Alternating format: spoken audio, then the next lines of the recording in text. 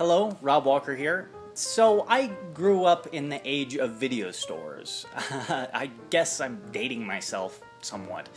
But I find it interesting because my yet as unborn child won't know what a video store is other than something he might read about in an article.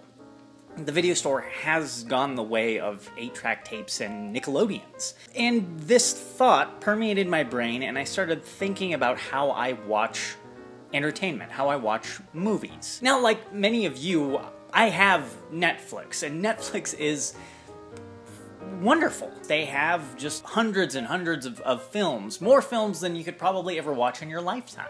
However, when I log on to Netflix, I find that I spend most of my time looking to see what they have and not a whole lot of time actually watching the films and TV shows available. Which is kind of an embarrassing thing to admit to you guys, although I'm convinced that many of you do the same thing too. I grew up going to a place called Pick-a-Flick in Hayden, Colorado. It was our only video store. The town was very small. And I remember going to Pick-a-Flick as a family and later on my own to pick out movies. Now, because I love cinema, I could spend all day looking at movies in a video store or at a Best Buy or wherever.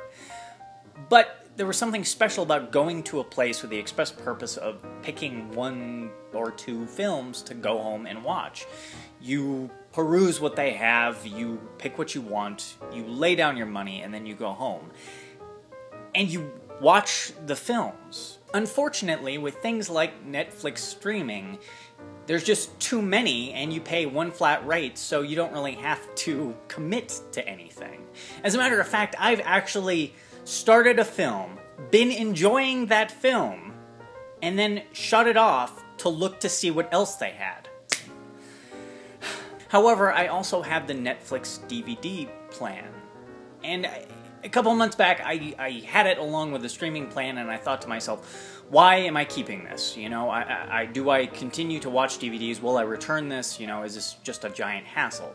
And then I thought to myself, you know, there are classic films, horror films, things not streaming on Netflix that might be on DVD that I might like to watch. So I went through my DVD queue and I kind of cleaned it out and started fresh and started putting on movies I knew I would watch and then return.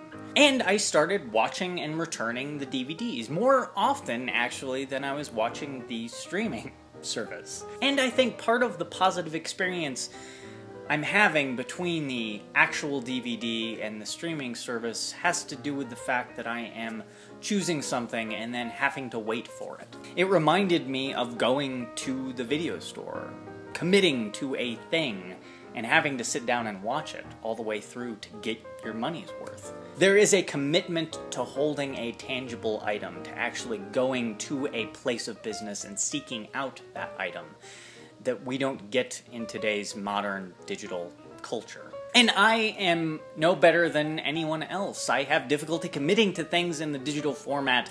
I have difficulty buying entire albums, but I might buy a song I like. I don't know. What do you guys think? Do you guys have trouble with the Netflix streaming service where you spend most of your time searching for something to watch and not enough time watching it? Do you think there is something to be gained by anticipation? I'd like to hear about it. Please leave comments. This is Rob Walker saying, thank you for watching.